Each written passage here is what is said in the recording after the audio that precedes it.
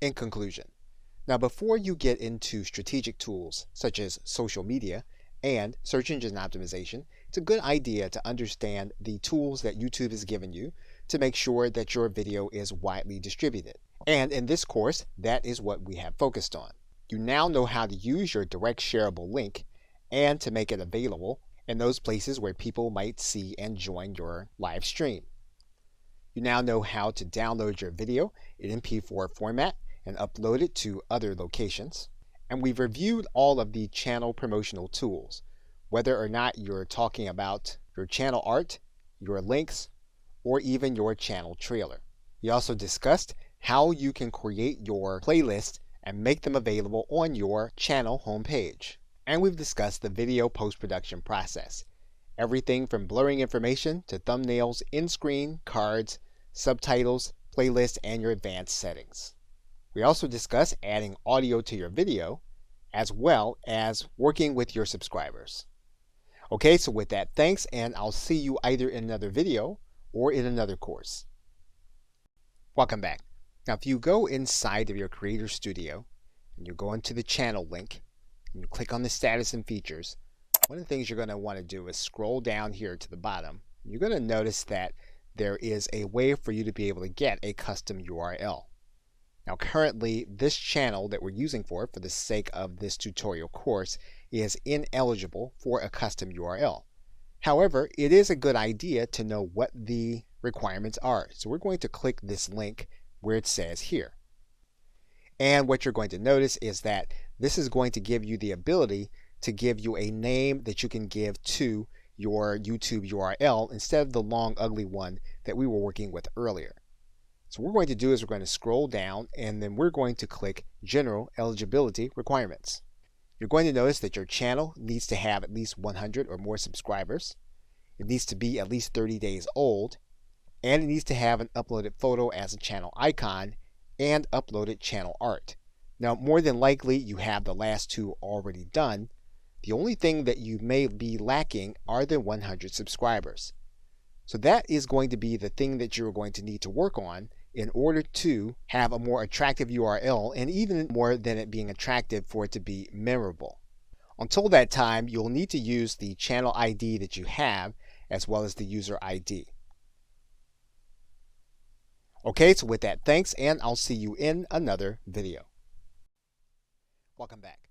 Now, depending on what your live stream is and what you're trying to do, another part of the post-production process may be to add music. And you can do that inside of your video editing screen and going to this link that says audio.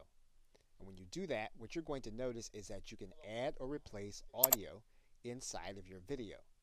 Now, you're not going to be able to add anything from your personal computer to your existing video, but you will be able to add music that is already available on YouTube as either background music or to replace certain audio. So, for example, one of the things we can do is we can choose some kind of audio. And if you want to search for a particular genre of music, you can do that by writing this genre in this area, and then you'll get all of the tracks that are going to be related to it. And you can listen to the track by clicking any of the links. You can determine which ones you actually want. You can also sort by the genre that you want. You can do that here. And then once you find the background music that you'd like to place inside of your video, you can then place that video here. Now, one of the things that you can do, you get to the end of your video and you have your end card showing, those are good times to actually add in the music. So what we would do here is we would then click Add to Video of the track that we want to add. We would then pull it to the point in the video where we want it to begin and end. And then we would determine how we want the video to sound. So for example, if we want to favor the music, we would then keep the cursor at this end. If we want it to be background music and we would want our voice to play, then we would move the cursor more to this end. And then once we finalize our changes, we would then click Save Changes. You'll then see the edit of your video is in progress, and when it is complete, then your video will be ready with new audio. Okay, so with that, thanks, and I will see you in another video. Welcome back. Now, obviously, some of the things you're going to do to encourage people to watch your live stream and your recordings is going to be a little more manual. And to find those ways, what you're going to do is go inside of the community link on your channel, and you can then click inside of your subscriber link. And what you're going to find are all of the people that have subscribed to your channel who do not have privacy settings indicating that their subscriptions can't be known. You can sort those subscriptions here in this link, so you can look at those that are most popular. And these are individuals that you can choose to contact, or you can choose to subscribe to their channel. Of course, in order to contact them, all you would need to do is to click on their channel. And obviously what you're trying to do is you're trying to influence those. Obviously what you're trying to do is to find those that have influence. And of course, you can initiate a collaboration or something more suitable for both you and that party. Okay, so with that, thanks, and I will see you in another video. Welcome back. Now inside of your influence settings area, you do have a link that says advanced settings, and we're going to click on that right now. And some may increase our viewership, and there are some things that you may want to test. For example, if you did have a chat during your live sessions, one of the things you can do is you can allow others to see that chat if you think that would keep them interested in your video. Now you can make a decision about allowing other people to embed the video or not embed the video, because again, what you want people to do is you want people to come back and see your other videos. So again, this is something that you'll want to determine on a video by video basis.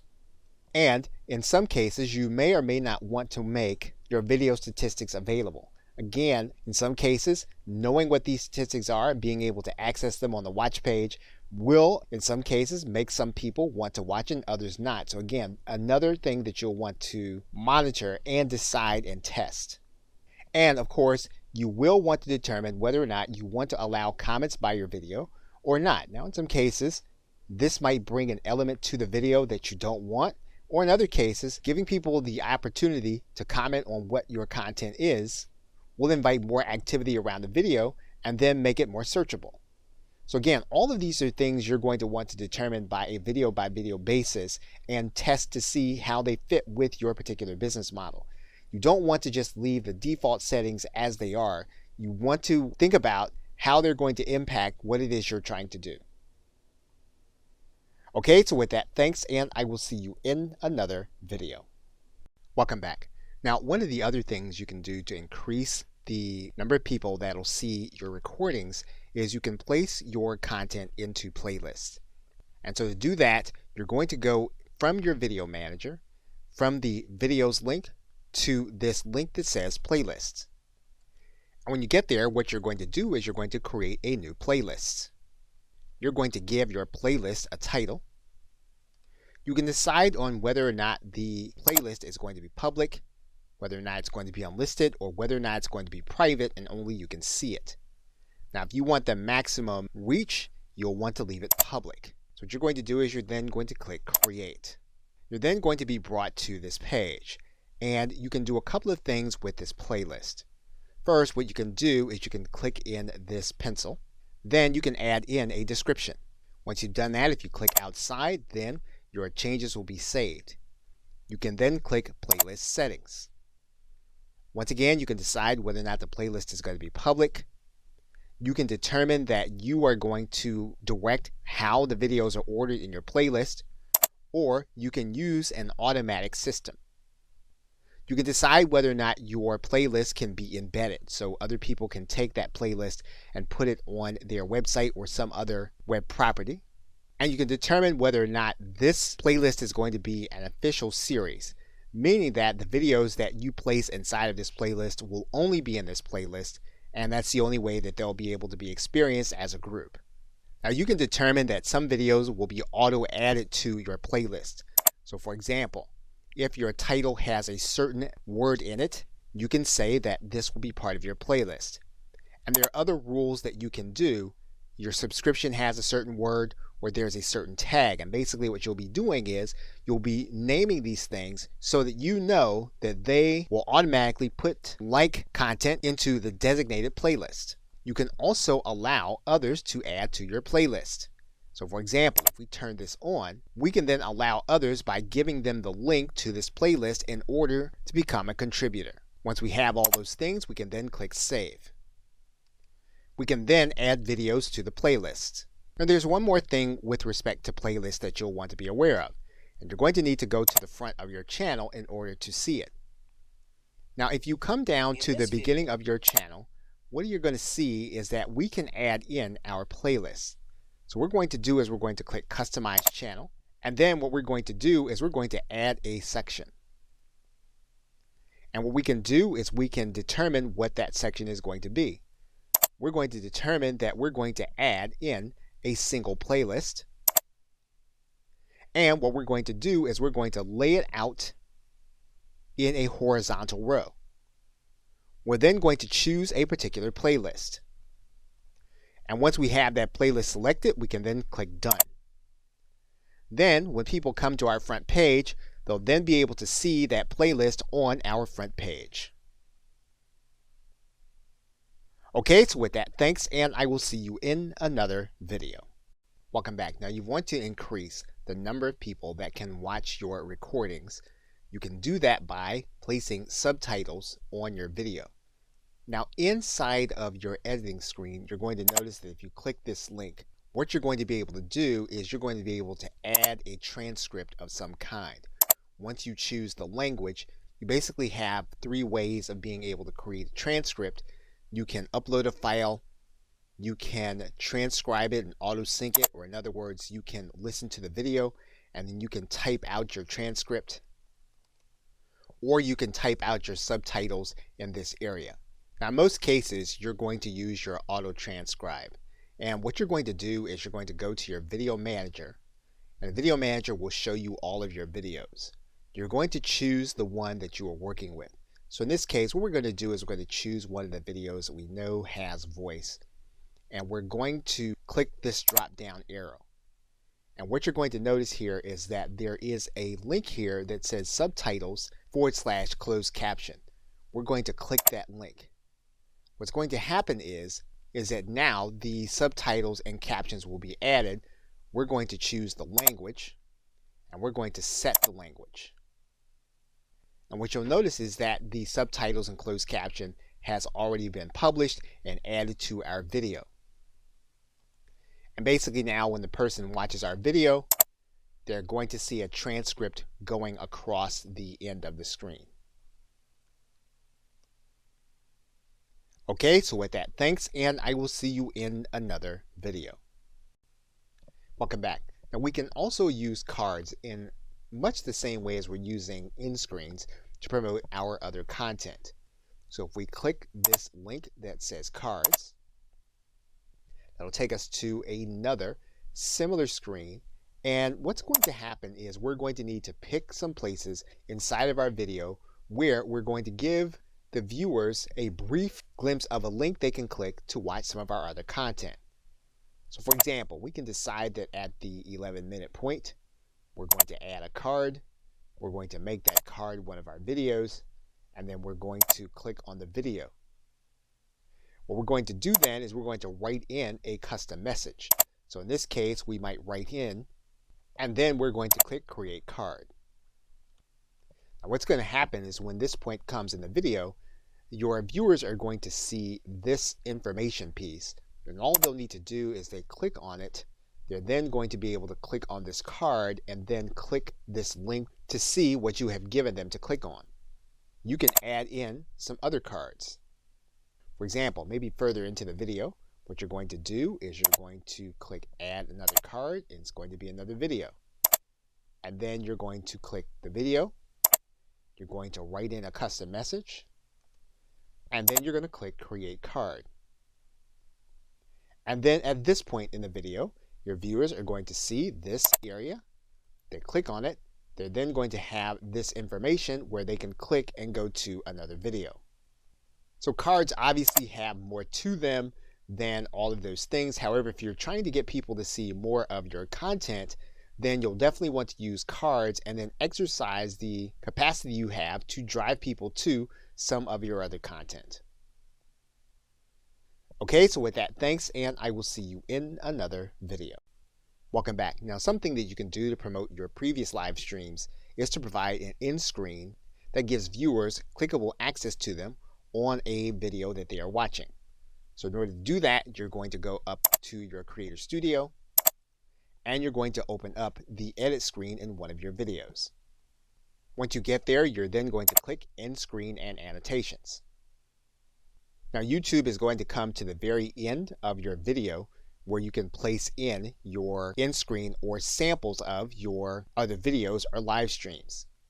So for example, on the end screen, what we can do is click Add Element. And what we're going to do is we're going to create a video or a playlist. And we can do any number of things. We can either choose the videos, we can choose the most recent upload, or we can make the best choice for the viewer. And in this case, it's YouTube making that selection. So in most cases, we're just going to choose the video or a playlist. In this case, we're going to choose the video, and this is how it's going to appear at the end of your video. We can move this video so that it appears in another part of the video, just in case this would block something that they're going to see at the end. What we can also do is we can use other templates. So for example, what we can do is we can click Use Template. In this case, what we can say is we want to have 2 videos on our end screen. And so when we do that, we're then going to click Select. And then this is going to replace the current end screen with the selected template.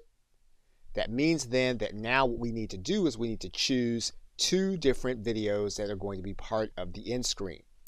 So we click inside, get one of the videos we want. Now when we do that, then YouTube is going to select the other video. You can go back to your template and you can actually create other views, including for videos.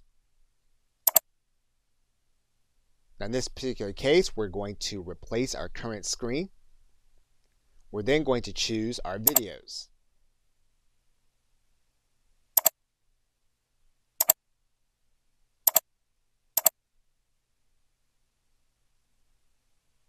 Once we do that, then YouTube will choose the other 3 that are going to be part of your end screen.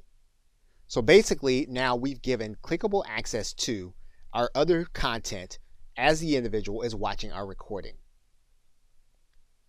Okay, so with that, thanks, and I will see you in another video.